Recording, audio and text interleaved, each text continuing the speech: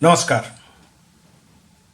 So I'm back now after a month, much later than what I had earlier committed to. But again, I have to make notes, otherwise, the video tends to get a little too long, I think so. And nobody really has that kind of time, nor do I have a following where people are going to sit and watch and listen to what I have to say. So, it is now more than a month that the results of the general elections were declared, but I decided to wait for the overall misplaced celebration to subside, the sense of elation, and let reality sink in.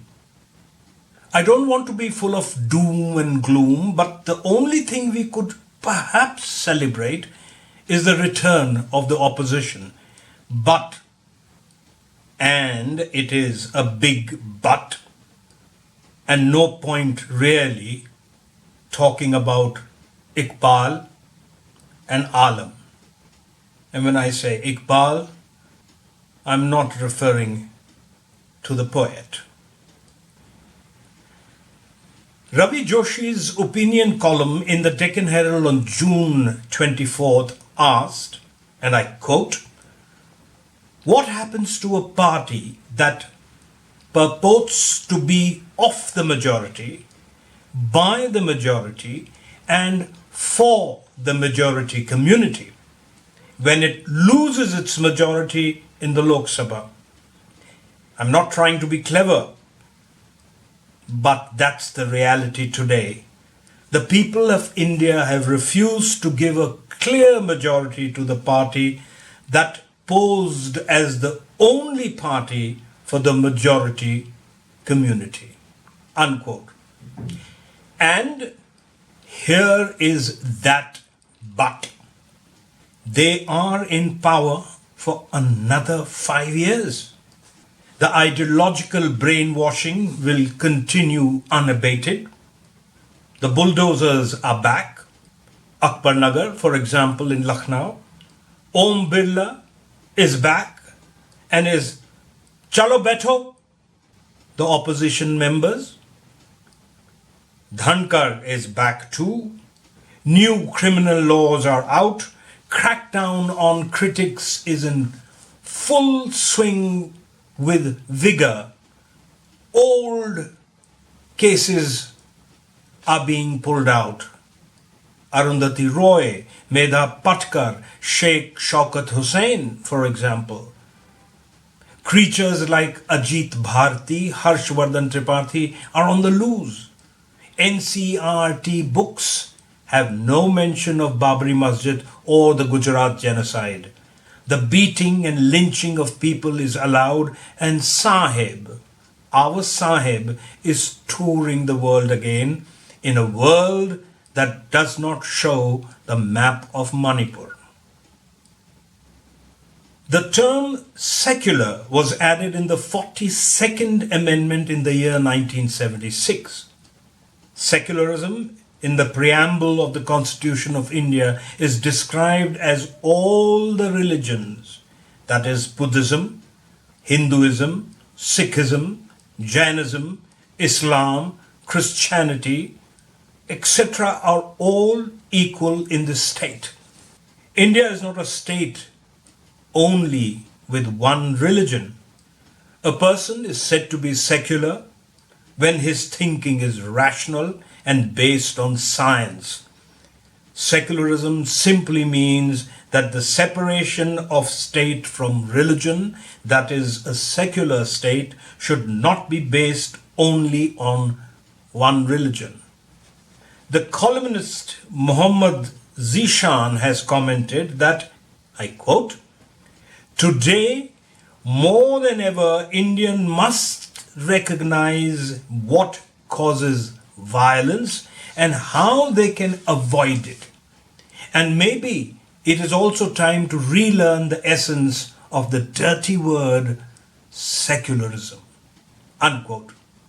The immediate context for these comments was the NCERT's decision to remove from its textbooks references to the 2002 Gujarat riots and the demolition of the Babri Mosque. Saklani argued that these lessons would be offensive and create hatred in society. Here is an excerpt from the note signed by the 33 residents of a housing complex in Vadodara who are protesting against the allotment of a flat to a 44-year-old Muslim single mother. The woman works at the Ministry of Entrepreneurship and Skill Development and was allotted the flat in 2017 under the Mukhyamantri Awas Yojana. Quote, "We believe that the Harni area is a Hindu-dominated, peaceful area. It is like setting fire to the peaceful life of 461 families. It is the general consensus that all of us have booked homes in this colony because it is a Hindu neighborhood. We would not like persons from other religious and cultural backgrounds to live in our colony." Unquote. A friend reached out to me the other day with very sad thoughts.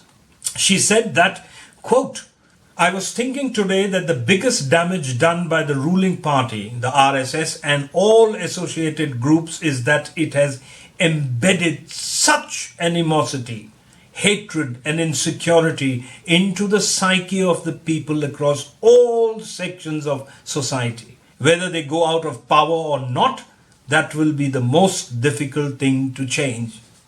She goes on to add that she went into a stationery shop, Gujarati guys.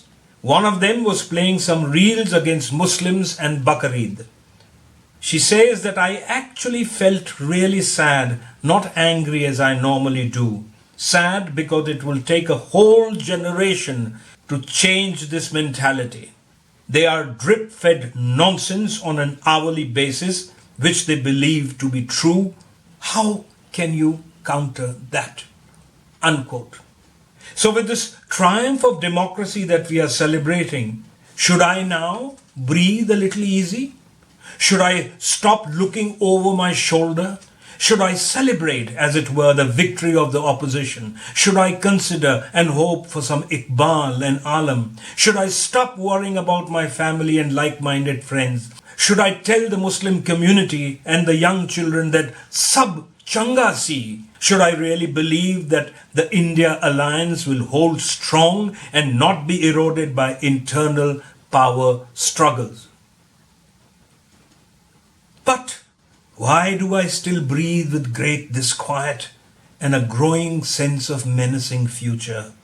Chandrababu Naidu and Nitish Kumar will take their pound of flesh and more. The NDA has the numbers but no mandate. The BJP with alliances can stoop to any level to retain their control. Chandrababu Naidu and Nitish Kumar are master Bahurupiyas with deep vested interests and have more colors than a chameleon. And the ruling party knows that there are enough cracks within the India alliance that can be fractured further. Let us not forget that politics and religion are old bedfellows and are fueled by the lust for power and the control over the masses and money. This avariciousness for power is incurable. The country can go to hell if not already there. I end with Adam Gonvi's astute work. Adam Gonvi फरमाते हैं कि ये अमीरों से हमारी फैसला कुन जंग थी, फिर कहां से बीच में मंदिर या मस्जिद आ गए। ये अमीरों से हमारी फैसला कुन जंग थी, फिर कहां से बीच में मस्जिद व मंदिर आ गए। जिनके चेहरे पर लिखी है जेल की ऊंची फसील, राम नामी ओढ़कर संसद के अंदर आ गए। देखना सुनना व सच कहना जिन्हें भाता नहीं, कुर्सियों पर फिर वही बापू के बंदर आ गए। कल तलक जो हाशिए पर भी ना आते थे नजर, आजकल बाजार में उनके कैलेंडर आ गए।